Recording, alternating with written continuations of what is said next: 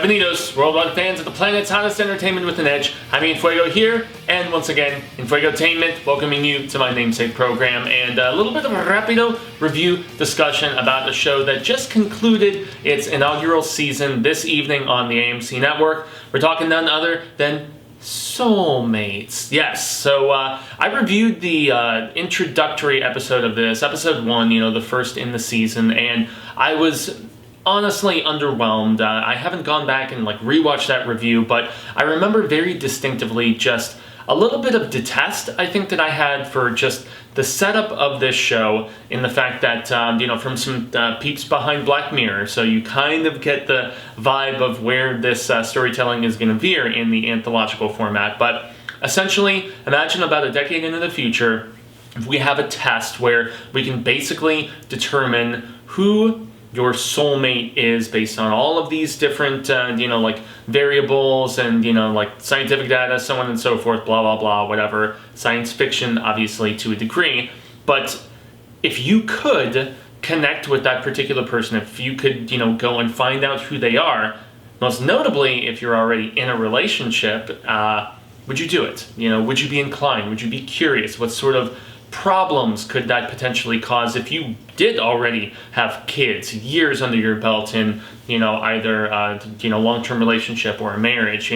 What if you perceived yourself as straight and suddenly somebody of the opposite sex or somebody non-binary or whatever, was who you were presumably paired with based on all of this empirical data, And so, interesting setup, but one that I obviously had a little bit of derision about. And yet, while you always have bad apples in the bunch when it comes to anthologies, and that doesn't matter if it's horror, science fiction, whatever the hell it may be, I will admit that this show, despite not being particularly fond of the first 3 entries of it, this show kind of came around, especially, the last 2 episodes I thought were incredibly engaging. And so this is a non-spoiler review, so I'm just going to kind of give a brief additional essence of information about those 6 episodes. And the show has indeed been renewed for a second season. We're not sure if it's going to be another 6-episode order or if it's going to be, something lengthier, because if it was obviously successful enough to deem that to be the case,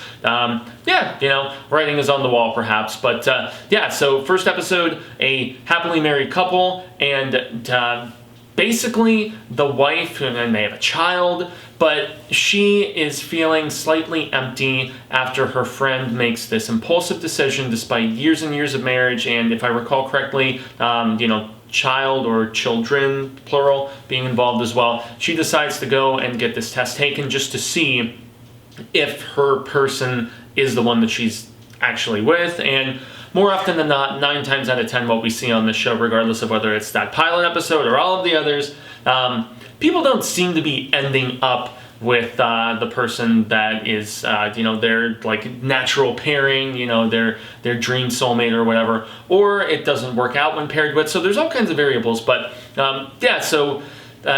basically her overanalyzing this when she sees her neighbor and that marriage crumbling, she's like, should I take the test, should I not? And basically, whether she does or not, it causes a lot of friction in the marriage. And without spoiling things, you can probably assume where at least that goes, although it may not end specifically the way that you would think. But yeah, so I mean, a seemingly perfect marriage, or at least one that is very harmonious and going extremely well in that first episode, kind of veers into some terrible territory, and but not as bad as some of the later episodes. For instance, the second episode, which is about this professor who is trying to get tenure. He is dating this woman who is tied in with the board and stuff, and I think more of the elite at this particular prestigious university.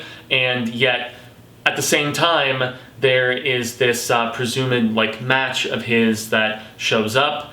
And it kind of goes from there. He has a past of being flirtatious with, students, his undergrads and stuff like that. So that's probably my least favorite episode of the season. As I was trying to crunch through the 6 different stories, as I was, recalling and finishing up the 6th episode, which, yes, I got early access to with AMC Premiere, which was kind of nice. But I remembered every other setup aside from this one in episode 2. And the sliminess of our main character, and yet also the fact that he's kind of duped to a degree, but yet he deserves it. And you know, it's really about, you know, being paired with somebody and yet they don't really care to be with you. They just have ulterior motives and they want to do damage and stuff like that. So it's really the most forgettable of the entire season, and the one that honestly had the least to do with the test, as they call it, throughout the entire series. So that's the one that I would recommend the least. Pilot episode, I could understand where it went, and it dealt very heavily with the concept. Episode 2 pretty much put the concept on the back burner, and it was really more so about you know, teacher-student relationships on the university level and the damage that they can incur. So yeah, not recommended. But episode 3 is the one where it bothered me, but in a different degree, I guess, because I'm so, like, you know, square, if I'm gonna, you know, do Uma Thurman in, you know, Pulp Fiction and stuff like that. And yes, free love from the 60s is most definitely still a thing. And I want to give a shout out to the character of Jane. Well, she goes by many names, but Jane is most notable from Doom Patrol Season 2. This is totally off basis, but near the end of the second season of Doom Patrol, there is an essence where basically Jane is being kind of thrust into a orgy polygamous sort of situation, and you know, the whole free love and just being an excuse for people who are in a committed relationship having an excuse to sleep with other people. Hey, different strokes for different folks. It's not something I'm personally comfortable with, and yet I am acquainted with some who swing and do that sort of thing, and that's what our couple in episode 3 does. So they are very seemingly happily together, and yet this Euro girl who is with this American guy, she is the one who has pushed them to kind of go and sleep with other people and then, like, tell stories about it to each other and all this stuff. It's really, hey, it's I guess I'm too old-fashioned in that particular regard, but the thing that I constantly contend in these sort of situations, whether you're in a committed relationship and you're bringing other people to bed, or whether you are just going off and doing it separately, jealousy is inevitable. Chasing Amy taught me anything, man. I mean, and Joey Lauren Adams' amazing speech at the end of that film, it's just, it's gonna happen. It's that sort of inevitability, and that is exactly what happens here, most notably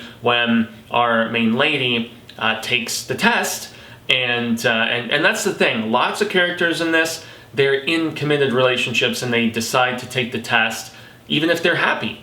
And also when they're unhappy, you know, so it's not always trying to improve a shitty situation, it's just the opening of the proverbial Pandora's box and the curiosity getting the best of you sort of situation, you know. And yeah, it causes some issues in this, and there's some splitting up of people, and then the ending of this third episode is possibly one of the strangest in the fact that it's like, well, we're all paired with different people, maybe we all just get together. Hey, perhaps it works for some people, but yeah, thoughts on that one. It's, none of this is controversial in this day and age, but it's just interesting the way they approach the particular topic, and yet significantly better in a lot of ways than episodes 1 and 2. And then by the time we get to episode 4, which had a Bill Skarsgård, none other than the current Pennywise the Clown himself from the previous two Andy Muschietti films, yeah, we've got, it's a very weird turn of events that happens where Skarsgård's character is going to see the man that he has been, like, matched with, and he stops somewhere in South America, if I recall correctly, and this dude that he kind of hooks up with at the bar ends up robbing him, and it turns into this whole wild goose chase of trying to find passports and all this different stuff, and it just very amusingly, at least in my estimation, and this doesn't matter if you're, you know, gay, straight, bi, you know, binary, non, whatever the hell, people are still people at the end of the day, and people can be attracted to those that have kind of mistreated them. And in this regard, Skarsgård's character has this dude kind of screw him over, and yet in more ways than one. And yet I mean, it's beautifully shot. The whole show is beautifully shot, as I have to say. You know, being like that whole in the not too distant future sort of thing, it still looks very much like our current world. We're not talking like Tomorrowland or Blade Runner or any sort of shit like that, but it still has, you know, with like the clear see-through tablets and phones and different things like that, there's really just these interesting little visual nods that let you know that we are a little bit further along in time. And I mean, some of the dance club scenes in this episode specifically were just beautifully shot, and you can feel just the raucous energy and whatnot. It's not every ending in these stories is of that cute variety. You know, some veer into more of the horror, some veer into more of the romantic, some veer into... In this one, it's just kind of sweet, you know, and I will give them that. But the character logic is the one thing that I definitely had some reservations with in this. But, you know, horniness makes you do effed up things sometimes, you know. Then in episode 5, which was my personal favorite of the season, we explore another different facet of this. And it stars Jonathan... God damn it. He's basically Jonathan, but he's basically... he's the older Byers on Stranger Things, and he was also most recently in New Mutants, and boy, his name is just eluding me, and I feel terrible about that. But it also has Malin Ackerman, who is very attractive and very talented actress. She's stretched herself, as at least as far as on screen, in so many interesting regards, and suddenly with a show that's about so many you know, things that involve sex, I feel even weird saying that. But she, whether the Final Girls, or I mean, she was good in Watchmen. She can even play the annoying chick in that Ben Stiller movie. So she's got chops, man, and she is great in this with. As an older woman who gets involved with a guy that she meets in a grief counseling class that is about people who found their soulmates and they lost them. They died. And whereas the Byers kid from Stranger Things, he never got to meet his. Malin's character was with hers. And so both of them, they have this emptiness within them, and they're trying to get to just some sort of resolution about it, acceptance, move onward. And the process of that apparently leads them to a death cult where you can meet again, presumably with those that you either lost and didn't get the chance to meet because you never really had them. You were just linked with them after the test. And so episode 5, for my money, is most definitely the strongest of the entire season. Greatly acted. Boy, a nasty setup, as you really are just wondering, are they going to get together?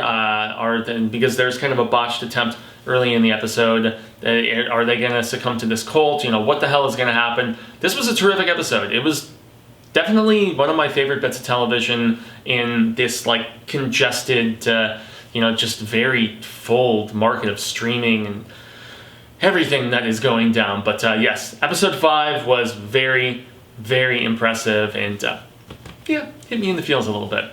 Now comes to the episode that aired tonight on AMC and was the season finale of Soulmates, and it's where basically you were paired with somebody that, boy, this is where it's tough. Like, how much can I say?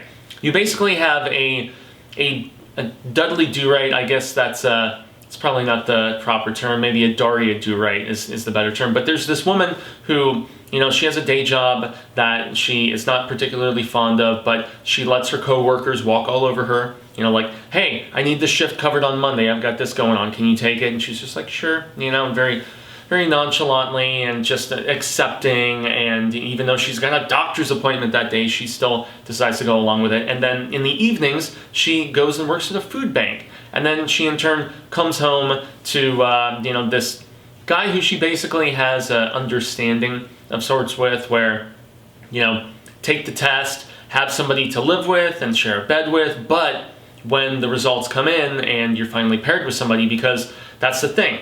Maybe your soulmate, your connection isn't in the system yet. Maybe they haven't actually taken the test. Maybe they're dead, like in the previous episode, like I was mentioning. And so there's lots of variables in that regard, and yet the understanding she has with this guy is that, you know, if my match comes up, you're gone, dude. Peace out. Sorry. And that's basically the way that it's going to go. And that does happen.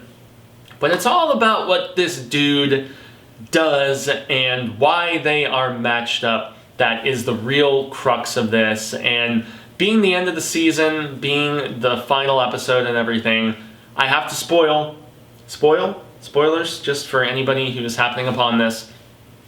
Dude is a serial killer. Yeah. Kills women. And other people, presumably, too, even if you only see the one woman that he, like, chokes and messes up about halfway through the episode. So he's this handsome, dashing doctor who is, just sweeping this woman off of her feet, and the fact that she's with kind of this loser deadbeat, so on and so forth. Yeah, it's a stark contrast. He ghosts her. She doesn't hear from him for a while, and then when she finally does, he's like, I have something I want to show you. She goes to his apartment, and he basically kills a woman, not right in front of her, she just kind of shows up as it's about to happen, and yet his rationale is he's like, I'm trying to figure out why I'm paired with you, because of the fact that if I'm into this sort of thing, and I'm living a life and keeping it concealed, maybe you could be into this too. That's where it roars from there, and there's some murder that goes down. I honestly don't want to like full spoil that, because like that's the twist of the episode, but the fun is seeing what happens at the end of the episode. If she's gonna, join up with homeboy, if she's gonna go after her live-in boyfriend who refuses to leave. All of these different aspects and inner workings are what make the episode fascinating. I did not like it at first, because especially the framing device. She's sitting in a bar and she's having her second drink with this guy, and she's like, I got a thing for doctors, and then it flashes back a few months before to her meeting her match and everything that goes down with that. But after you get that twist established, then it becomes significantly more exciting, I must admit. And so after, just in summary, a show that started out with a concept that I thought was a little bit wonky and did not really hit the mark with the first couple episodes, most notably episode 2. Episode 2 is the weakest link for sure. 3 was a little bit better, 4 was a little bit better, even if I wasn't like over the moon for them. 5 was exceptional, and 6 was very, very strong. So I'm actually totally okay with another season of this show. There is a cynicalness to certain episodes, but yet there is also a heartfelt longing to certain other ones as well. And so if any of this seems up your alley, this is on Enfuegotainment as opposed to the horror show, because of the fact that, there's the occasional thriller element, but this is not a horror show. This is a science fiction drama through and through. And at the end of the day, I will say it's a 3 out of 5. This is a bueno show. It's good, especially with only 6 episodes. It's not going to entail the essence of dedication that you would need for a network show, God forbid, of 20 to 24 episodes in some cases, or even a Amazon or Netflix or something, which are typically in the 10 to 12 range. Sometimes they veer down to 8, but this is a nice 6 episodes, and honestly, with the 6 episodes, it kind of does fit to that Black Mirror format in the way that they tackle their seasons and stuff like that. But Soulmates, that is yours truly's thoughts on it, and that's going to be the end of the proceedings for today. I've been Jaime En Fuego. You can find me on all social media sectors like Twitter, Instagram, Facebook, here on the YouTubies, and a like, a share, a subscribe means a hell of a lot. I'm in the midst of the 2nd season of The Mandalorian, which is a lot of fun. Well, aside from the most recent episode, I've loved most of what we have seen in the entire 10 episodes thus far of that show. Also recently, the new Borat film, subsequent movie film is nice. What else? Antebellum, On the Rocks, lots of stuff here. Greatly appreciate if you check any of that stuff out. If you like full-on horror, though, definitely youtube.com/The Horror Show channel. As you see below, we just got done doing a review of The Dark and the Wicked, which is the newest from Brian Bardino. Awesome dude from Texas who did The Strangers and The Monster, and lots of other stuff. Coverage of Utopia, Truth Seekers, both of which are on Amazon Prime, and so much more. So a little bit of attention over there also means a heck of a lot. So I've been Fuego, y'all have been Rad Status, and until the reel of Ka comes around once more, hasta luego, Cinemagos constant readers and viewers alike, say thank you for a bit of your time today. I hope that we share more of it sooner rather than later, and until then, remember, to stay home and watch more streaming and give Soulmates a chance. I mean, one, not so much, but once you get to, like, back half of the season, pretty damn good.